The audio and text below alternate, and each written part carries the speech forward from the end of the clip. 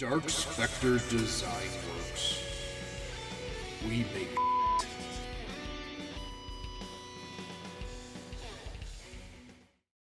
Howdy, folks. Today we're going to be taking a look at my custom-built Transformers action figures / collectibles display. Starting out here with a design in Illustrator.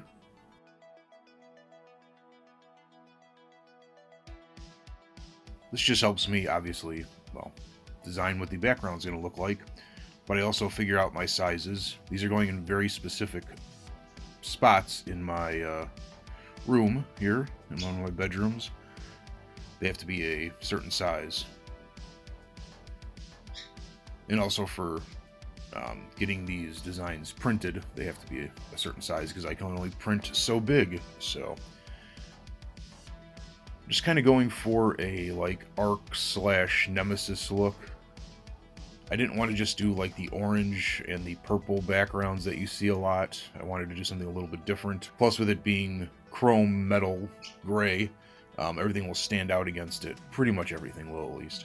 So I do all the line work in Illustrator and bring it into Photoshop. Use various brushes and filters and such to make it look all chromey, all chromia.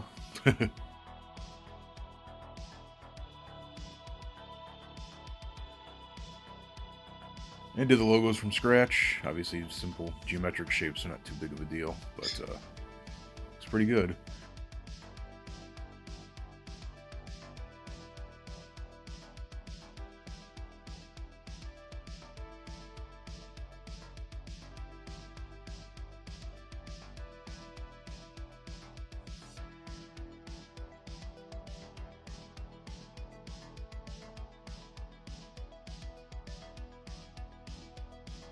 And here we go with the construction.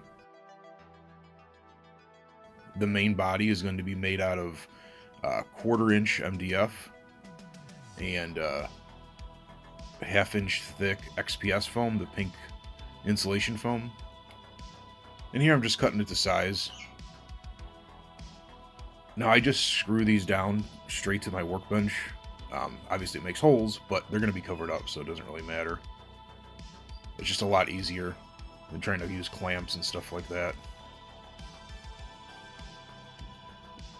Now, MDF is very dusty when you're working with it, so make sure you wear a respirator or mask or something. I think there's formaldehyde and stuff in it, so... I'm just using a circular saw. If you don't have a circular saw, sometimes, if you're lucky, Home Depot will cut it down for you. They're kind of weird with that, but maybe Lowe's is better. I don't have any Lowe's by me, but I don't think they do it at Menards. But as you can see, yeah, it's very dusty. Makes a huge mess, but it's cheap and it stays nice and flat typically. And it's straight, unlike a lot of plywood. And I'm obsessed with clipped corners, so...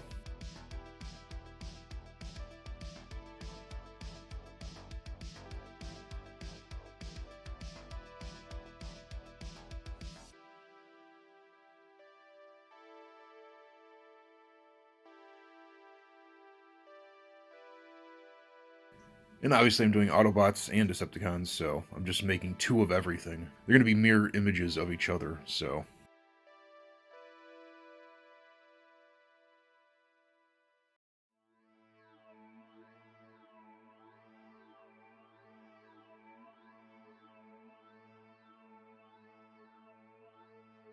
Like I said, these are going in specific spots, so... The angle is not only part of the design, but I kind of have to. And here I'm just cutting out the foam to the correct size. And I might be asking, why am I using foam and MDF? Why am I not just using just MDF? Well, MDF's really dense, so it's heavy. If I use just MDF, this thing would weigh a ton. And I have plaster walls, and it's hard to hit a stud. The only place I'd be able to screw it in is at the edges, and I don't know that there's going to be studs there. So, this really helps cut down on the weight. Obviously, if you're not worried about the weight, then just use 3/4" MDF. Very, very strong. And I need that thickness. You'll see I'm doing a plexiglass or acrylic shelves, and they're going to be sandwiched in between the parts of foam. And if it's not thick enough, I'm not going to have enough quote-unquote meat for the shelves to sandwich in between. I didn't want to use any sort of fasteners on there because you'll see I'm going for a light-up effect. And if I used fasteners, it's going to cut the lighting down significantly. So in here I'm just using some wood glue.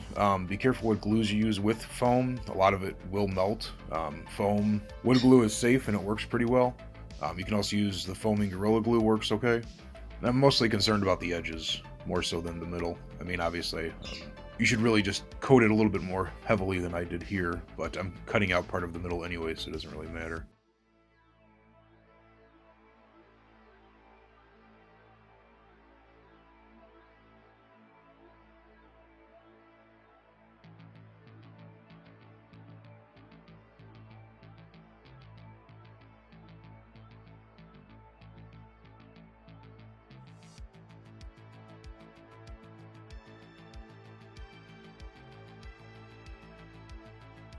And just lining it up. And once again, this is all going to be covered up, so I'm not worried about the holes or getting any really extra glue out of there, because it's going to be covered up by the design I did earlier.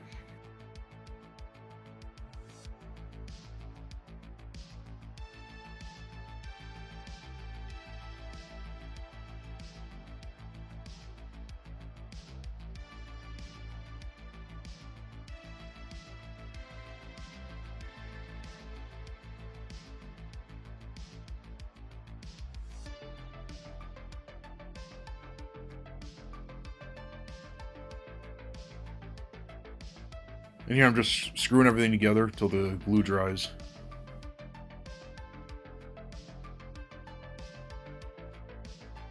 I'm just throwing some heavy stuff on there to weigh it down. Now I'm just cleaning it out. I had a little bit of bowing in one of the shelves there, and which sucks, but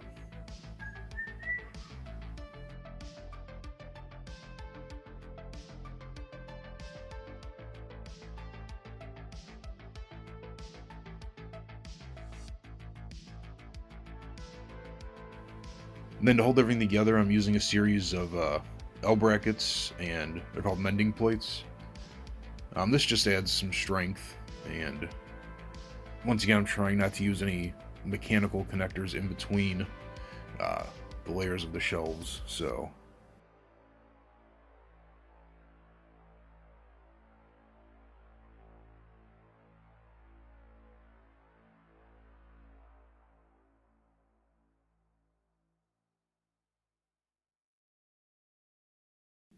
And here I'm just grabbing some lights.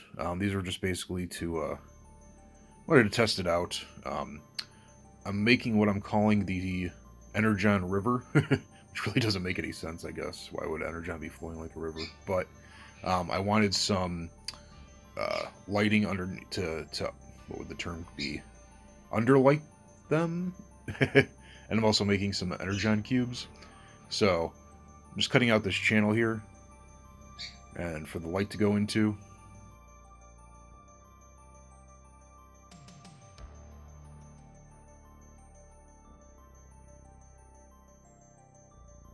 These are just the inexpensive strip lights. I found some $5 ones at Walmart. You get them even cheaper on Amazon.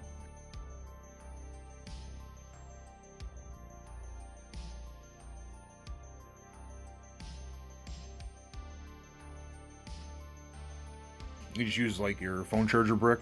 I bought a USB extension cord that had 4 ports in it, so, and these use like 5 watts of power, so.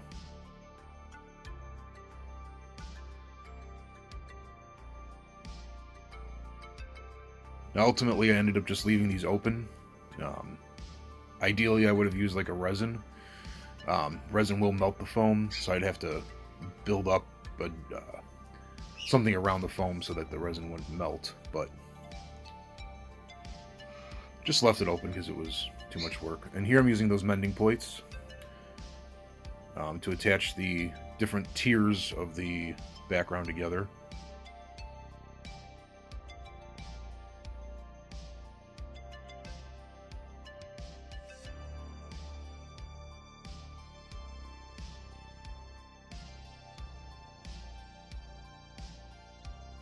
I'm just using some wood filler here to help fill in some of the gaps that are going to be seen.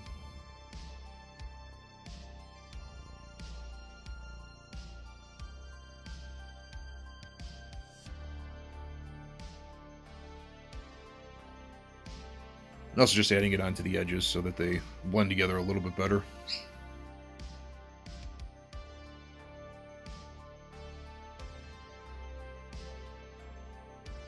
And here's me measuring up and cutting down the 1/4 inch acrylic that I'm going to be using for the shelves.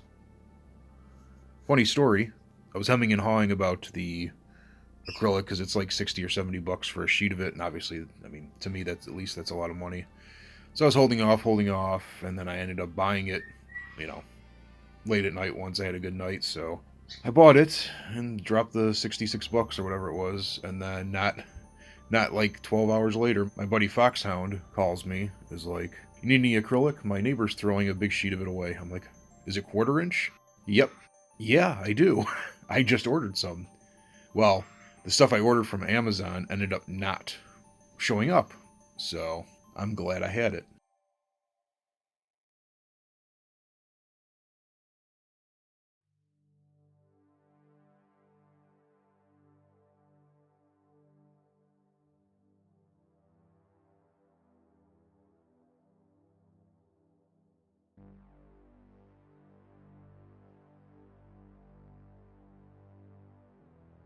Now with acrylic, typically, you can do what's called score and snap. You basically just use an acrylic cutting tool, score it, and then snap. um, as you will see, that did not work for the longer sheets. I don't know if I just didn't score it quite enough. I thought I did, but I think it was just too long. I couldn't get the right kind of pressure on there, and it ended up cracking. Which sucks, because this stuff's expensive, but you live and learn, I guess, right?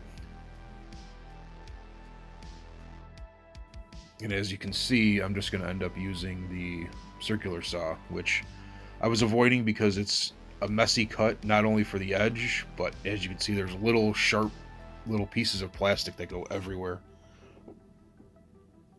So if you're going to do this, use caution. Or if you've got two people, I think if I was able to get equal pressure along that 4-foot piece of acrylic there to snap it, I think it would have worked better, but just me here, so no bueno. And once again, I'm obsessed with clipped corners, so I had to do that on these as well.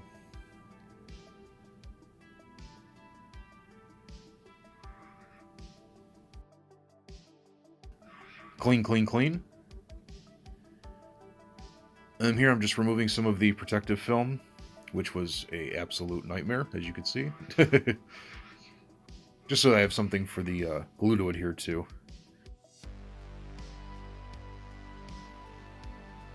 And just make sure to scuff up your acrylic before it. Now I'm just using hot glue. Not the best adhesive here, but I know it wouldn't react with the foam. And it's being sandwiched in there, and it's not going anywhere. So I'm not too worried about the strength.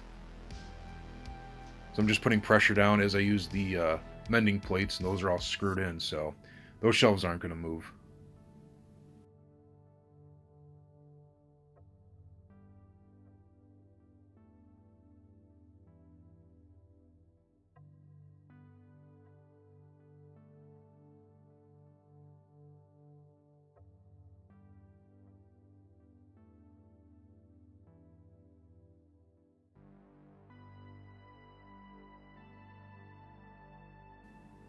Yeah, I decided to sit down because this protective film was just taking forever to come off.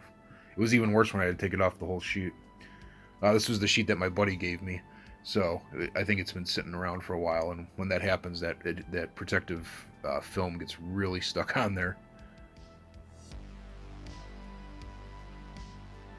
Here I am just testing out the lights to see how if my little vision comes to fruition. And then the damn tape wouldn't stick, so I got aggravated and stopped.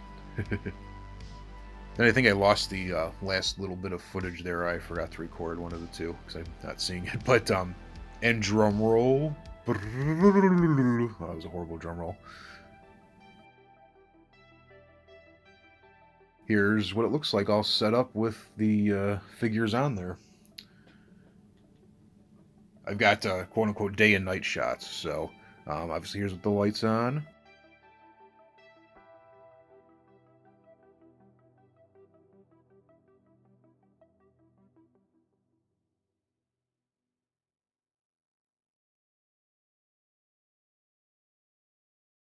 I ended up hanging Jetfire and Skylinks underneath because I just thought it looked cool and saved some room. Here's it with the lights off.